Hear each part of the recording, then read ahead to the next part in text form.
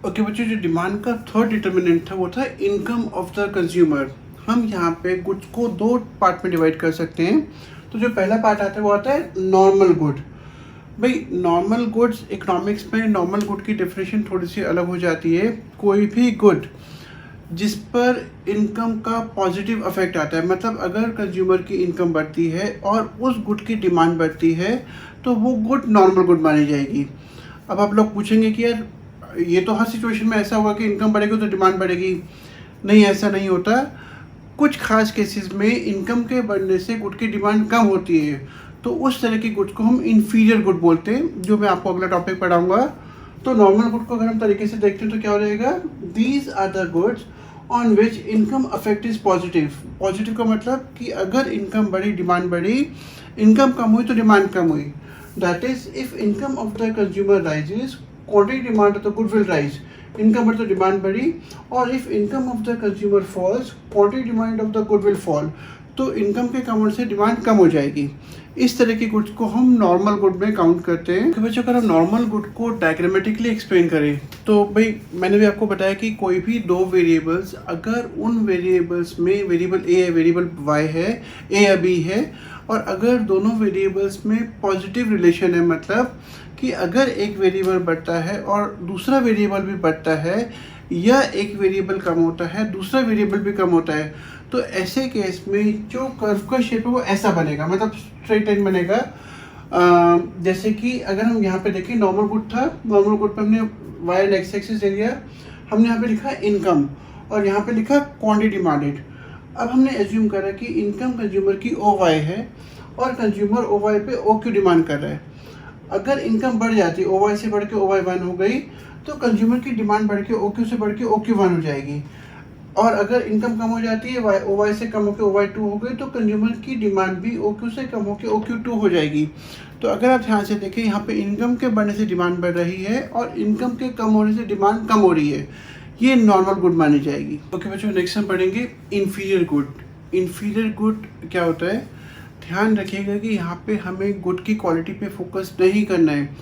Good की quality के basis पर हम ये नहीं कहेंगे कि गुड इन्फीरियर है कि नॉर्मल है।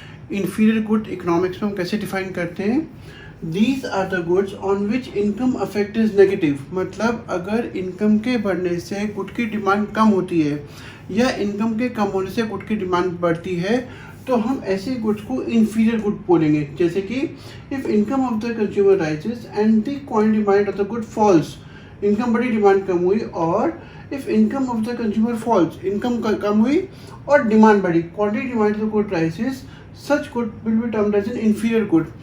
कोई भी गुड अपने आप में नॉर्मल या इन्फीरियर गुड नहीं होती। कंज्यूमर की इनकम के बढ़ने का उस गुड पे क्या इफेक्ट पड़ता है, उस गुड की डिमांड पे क्या इफेक्ट पड़ता है, ये डिसाइड करता है कि वो गुड उस कंज्यूमर के लिए नॉर्मल है या इन्फीरियर है। एक एग्जांपल देता हूँ आपको। सपोज एक कंज्यूमर की इनकम बढ़ी, वो अभी तक मारुति 800 यूज़ कर रहा है। जैसे उसकी इनकम बढ़ गई, अब उसने सपोज मर्सिडीज़ खरीद ली, तो जो मर्सिडीज़ कार है वो उसके लिए नॉर्मल गुड होगी, क्योंकि इनकम के बढ़ने से मर्सिडीज़ कार की डिमांड बढ़ गई। लेकिन जो मारुति 800 है वो एक इन्फीरियर गुड हो जाएगी, क्योंकि दो उसकी इनकम बढ़ रही है पर अब वो मारुति 800 को कम डिमांड कर रहा है। उसके लिए नॉर्मल गुड मर्सिडीज़ गुड है और इन्फीरियर गुड मारुति 800 है। सपोज एक दूसरा कंज्यूमर है जो अभी तक साइकिल यूज़ कर रहा है, उसकी इनकम बढ़ गई, उसने मारुति 800 ले ली, तो इस कंज्यूमर के लिए जो मारुति 800 है वो नॉर्मल गुड है, क्योंकि उसकी इनकम के बढ़ने से उसने मारुति 800 को डिमांड करा, उसकी डिमांड बढ़ गई, तो Maruti 800 will be a normal good and cycle will be N inferior good. तो कोई भी गुड किसी एक आदमी के लिए नॉर्मल हो सकती है और किसी दूसरे के लिए वही सेम गुड इन्फीरियर गुड हो सकती है। डिपेंड करता है कि उस कौन सा कंज्यूमर है और उस कंज्यूमर की इनकम के बढ़ने से गुड की डिमांड पे क्या इफेक्ट पड़ रहा है। ओके बच्चों, अगर हम इन्फीरियर गुड के केस को डायग्रामेटिकली समझने की कोशिश करें, तो हमने यहाँ पे वाई एक्सिस एक्स एक्सिस ले लिया, यहाँ पे हमने लिखा इनकम, क्योंकि हम इनकम के इफेक्ट को पढ़ रहे हैं कि इनकम के बढ़ने से डिमांड पे क्या इफेक्ट आ रहा है। सपोज हमने क्या करा, पहले एज्यूम करा, भाई पहले तो आप ये ध्यान रखिएगा कि आपको पहले ये समझना है कि दो वेरिएबल्स हैं, जैसे यहाँ पे वेरिएबल इनकम एंड डिमांड, इन दोनों में कैसी रिलेशन है। अगर दोनों में पॉजिटिव रिलेशन है तो आप सीधा करिए, आप कर्व का शेप ऐसे बना दीजिए। लेकिन अगर नेगेटिव रिलेशनशिप है तो आप कर्व का शेप ऐसे बनाइए। अब जैसे मुझे पता था कि इन्फीरियर गुड के केस में दोनों वेरिएबल्स में नेगेटिव रिलेशनशिप है, मतलब कि इनकम के बढ़ने से डिमांड कम हो रही है, इनकम के कम होने से डिमांड बढ़ रही है। तो मैंने क्या करा, मैंने एक नेगेटिव शेप कर्व बना दिया। अब हमने एज्यूम करा कि ओवर इनकम थी तो कंज्यूमर की डिमांड थी ओ क्यू। जब कंज्यूमर की इनकम ओवाई से बढ़ के ओवाई 1 हो जाती है तो कंज्यूमर, क्योंकि इन्फीरियर गुड है, डिमांड नेगेटिव इफेक्ट आता है इनकम के बढ़ने का, तो कंज्यूमर क्या कर रहा है, वो कम डिमांड कर रहा है। और अगर इनकम ओवाई से कम होकर ओवाई 2 हो गई तो कंज्यूमर अब ओ क्यू की जगह पे OQ2 डिमांड कर रहा है, मतलब डिमांड बढ़ गई।